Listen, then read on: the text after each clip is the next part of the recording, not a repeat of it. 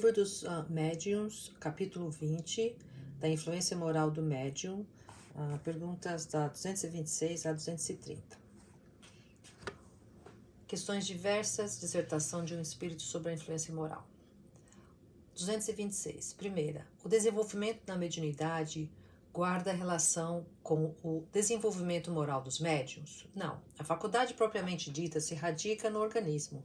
Independe do moral. O mesmo, porém, não se dá com seu uso, que pode ser bom ou mal, conforme as qualidades do médium. Segunda, sempre se há dito que a mediunidade é um dom de Deus, uma graça, um favor. Por que então não constitui privilégio dos homens de bem e por que se vêem pessoas indignas que a possuem no mais alto grau e que ela usa mal? Todas as faculdades são favores pelos quais deve a criatura render graças a Deus, pois que homens há privados delas. Poderias igualmente perguntar por que concede Deus vista magnífica a malfeitores, destrezas a gatunos, eloquência aos que delas se servem para dizer coisas nocivas. O mesmo se dá com a mediunidade. Se há pessoas indignas que a possuem, é que disso precisam mais do que as outras para se melhorarem. Pensas que Deus recusa meios de salvação aos culpados? Ao contrário, multiplica-os no caminho que eles percorrem, põe-nos nas mãos deles, cabe-lhes aproveitá-los. Judas, o traidor, não fez milagres e não curou doentes como apóstolo. Deus permitiu que ele tivesse esse dom para mais odiosa tornar aos seus próprios olhos a traição que praticou. Terceira, os médiuns que fazem mau uso de suas faculdades, que não se servem delas para o bem ou que não a aproveitam para se instruírem, sofrerão as consequências dessa falta? Se delas fizerem mau uso, serão punidos duplamente, porque têm um meio a mais de se esclarecerem e o não aproveitam. Aquele que vê claro e tropeça é mais censurável do que o cego que cai no fosso. Quarta, há médiuns aos quais, espontaneamente, quase constantemente, são dadas comunicações sobre o mesmo assunto, sobre certas questões morais, por exemplo, sobre determinados defeitos. Terá isso algum fim? Tem. E esse fim é esclarecê-los sobre o assunto frequentemente repetido ou corrigi-los de certos defeitos. Por isso é que a uns falarão continuamente do orgulho, a outros da caridade. É que só a saciedade lhes poderá abrir, afinal, os olhos. Não há médium que faça mau uso da sua faculdade, por ambição ou interesse, ou que a comprometa por causa de um defeito capital, como o orgulho, o egoísmo, a leviandade, etc., e que de tempos a tempos não receba admoestações dos espíritos. O pior é que, as mais das vezes, eles não a tomam como dirigidas a si próprios. Nota.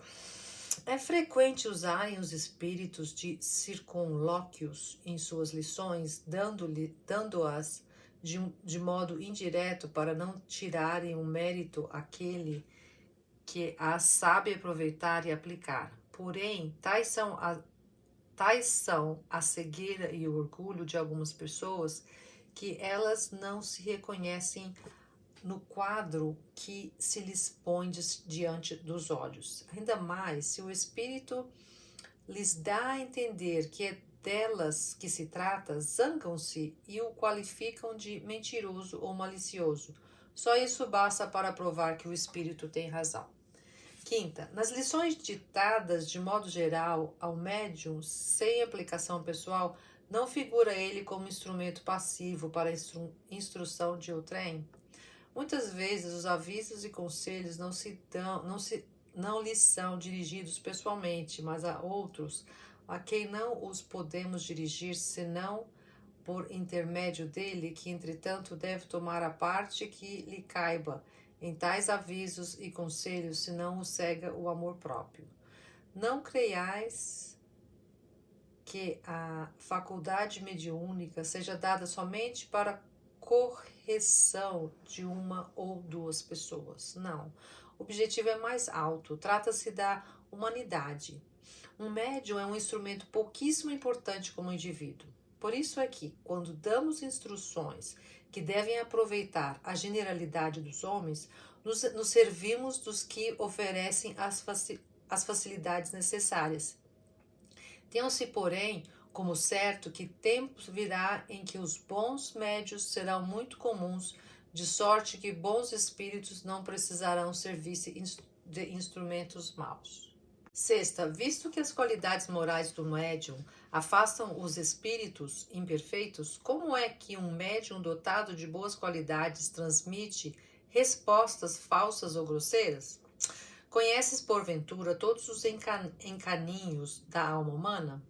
Demais, pode a criatura ser leviana e frívola sem que seja viciosa. Também isso se dá porque, às vezes, ele necessita de uma lição a fim de manter-se em guarda. Sétima. Por que permitem os espíritos superiores que pessoas dotadas de grande poder como médios e que muito de bom poderiam fazer sejam instrumentos do erro? Os espíritos de que falas procuram influenciá-las, mas, quando essas pessoas consentem em ser arrastadas para o mau caminho, eles a deixam ir. Daí o servirem-se delas com repugnância, visto que a verdade não pode ser interpretada pela mentira. Oitava. Será absolutamente impossível se obtenham boas comunicações por um médium imperfeito?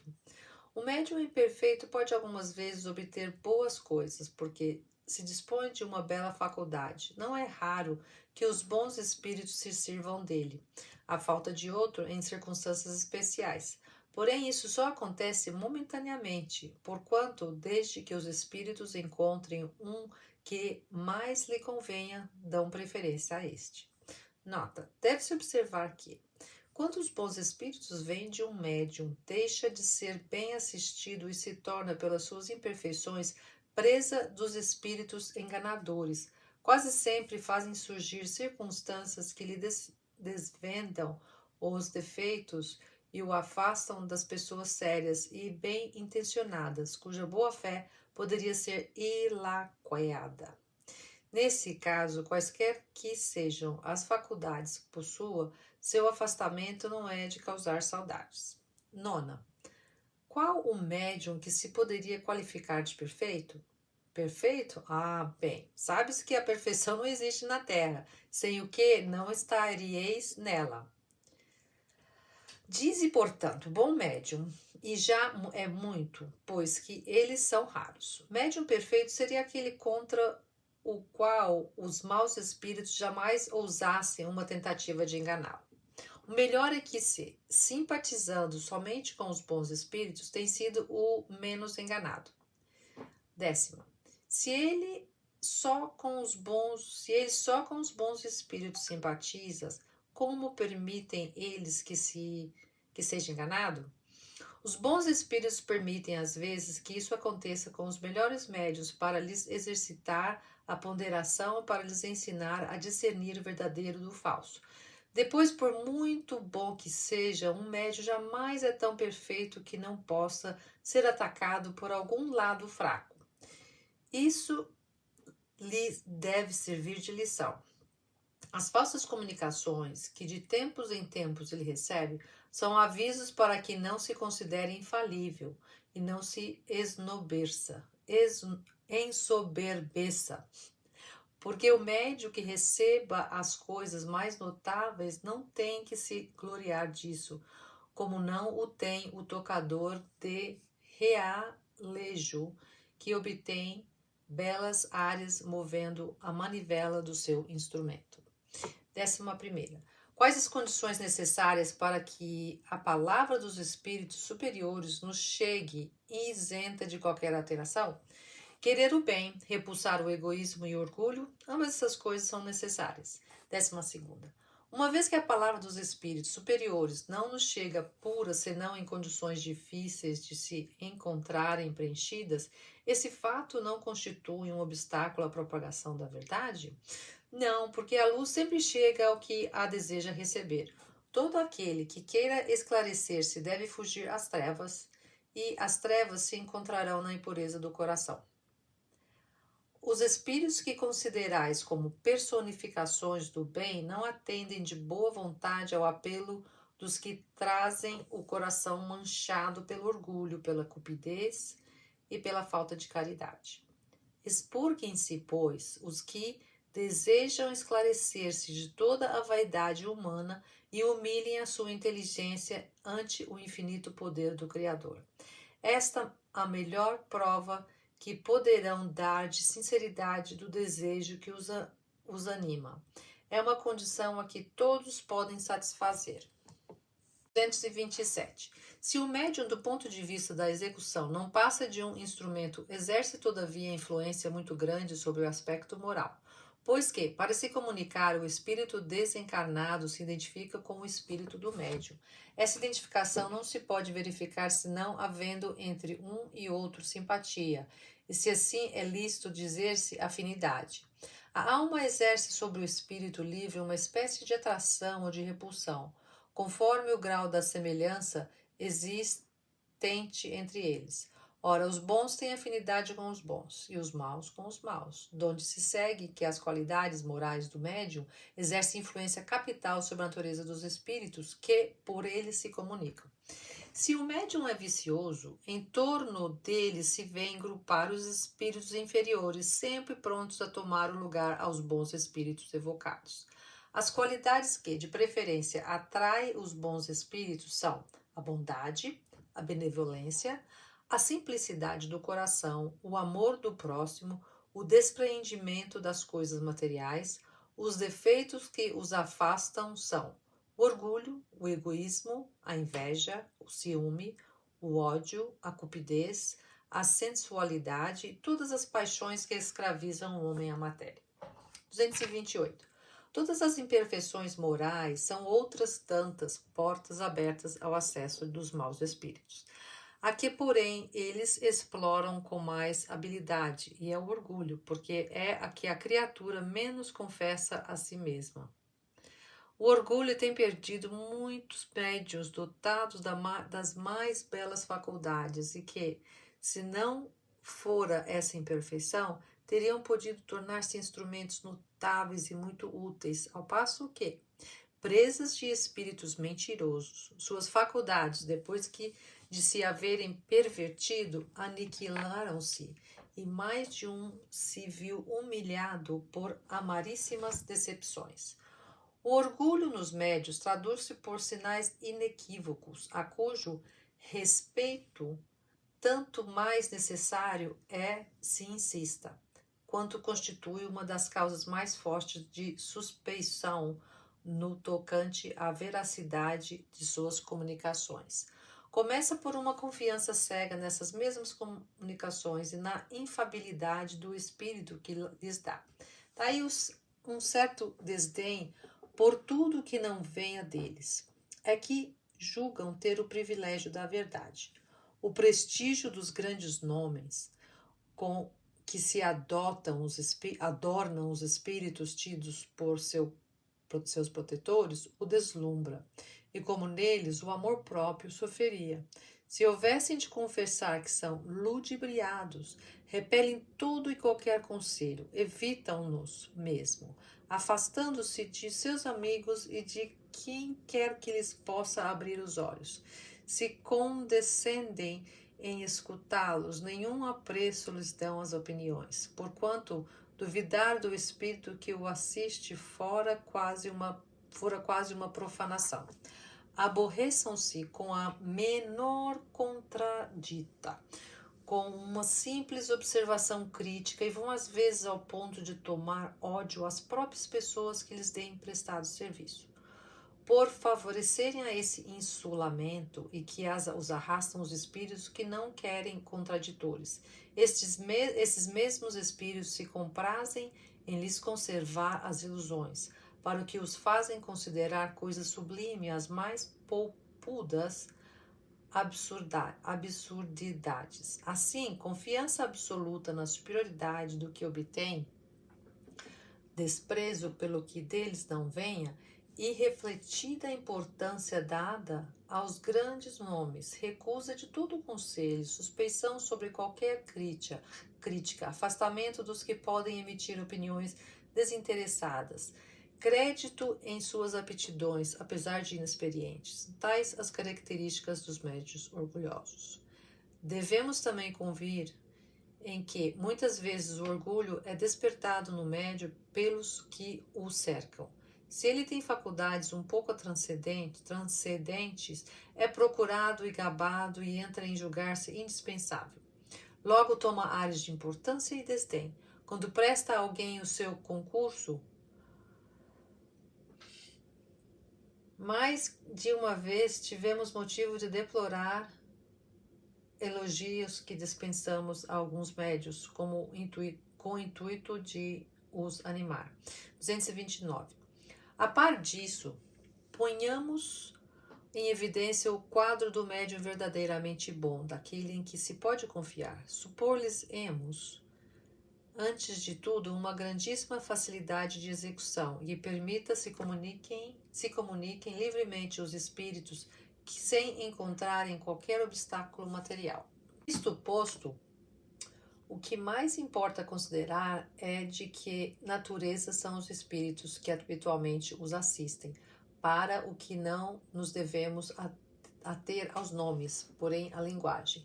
Jamais deverá ele perder de vista que a simpatia que lhes dispensam os bons espíritos estará na razão direta de seus esforços por afastar os maus. Persuadido de que a sua faculdade é um dom que só lhe foi outorgado para o bem, de nenhum modo procura prevalecer-se dela, nem apresentá-la como demonstração de mérito seu. Aceita as boas comunicações que lhe são transmitidas como uma graça de que lhe cumpre tornar-se cada vez mais digno pela sua bondade, pela sua benevolência e pela sua modéstia. O primeiro se orgulha de suas relações com os espíritos superiores. Este outro se humilha por se considerar sempre abaixo desse favor. 230. A seguinte instrução deu-no-lá sobre o assunto um espírito de que temos inserido muitas comunicações.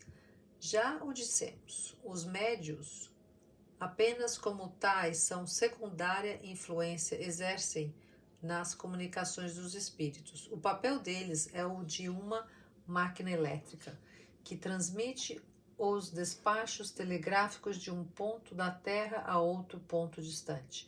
Assim, quando queremos ditar uma comunicação, agimos sobre o médium, como o empregado do telégrafo sobre o aparelho.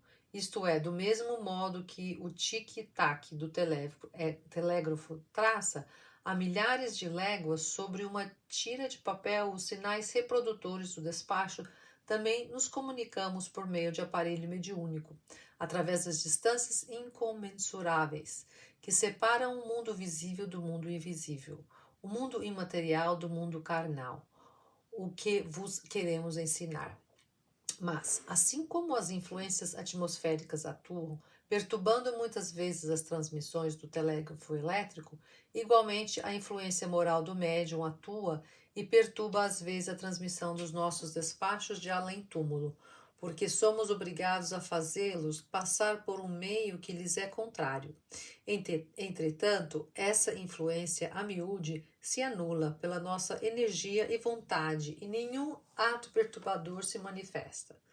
Com efeito, os ditados de alto alcance filosófico, as comunicações de perfeita moralidade são transmitidos algumas vezes por médios impróprios a esses ensinos superiores. Enquanto, por outro lado, comunicações pouco edificantes chegam também às vezes por médios que se envergonham de lhes haverem servido de condutores. Em tese geral, pode afirmar-se que os espíritos atraem espíritos que lhes são similares e que raramente os espíritos das pleiadas elevadas se comunicam por aparelhos mal condutores, quando têm a mal bons aparelhos mediúnicos, bons médiuns, numa palavra. Os médiuns levianos e pouco sérios atraem, pois, espíritos de mesma natureza, Por isso é que suas comunicações se mostram cheias de banalidades, frivolidades, ideias truncadas e, não raro, muito heterodoxas, espiritualmente falando. Certamente podem eles dizer, e às vezes dizem, coisas aproveitáveis, mas nesse caso, principalmente, é que um exame severo e escrupuloso se faz necessário, por quanto de envolta com essas coisas aproveitáveis. Espíritos hipócritas insinuam com habilidade e preconcebida perfídia fatos de pura invencionice, asserções mentirosas, a fim de iludir a boa-fé dos que lhes dispensam atenção. Devem riscar-se, então, se piedade toda palavra, toda frase equívoca e só conservar do ditado o que a lógica possa aceitar ou o que a doutrina já ensinou. As comunicações dessa natureza só são de temer para os espíritos que trabalham isolados, para os grupos novos ou pouco esclarecidos, visto que nas reuniões onde os adeptos estão adiantados, já adquiriram experiência, a gralha perde o seu tempo a se adornar com as penas do pavão.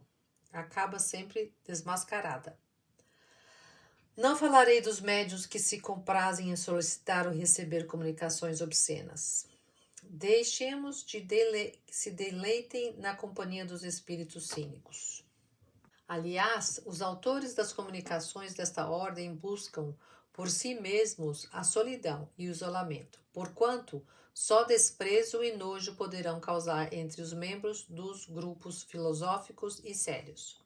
Onde, porém, a influência moral do médium se faz realmente sentir é quando ele substitui pelas que lhe são pessoais as ideias que os espíritos se esforçam por lhe sugerir e também quando tira da sua imaginação teorias fantásticas que, de boa fé, julgam resultarem de uma comunicação intuitiva.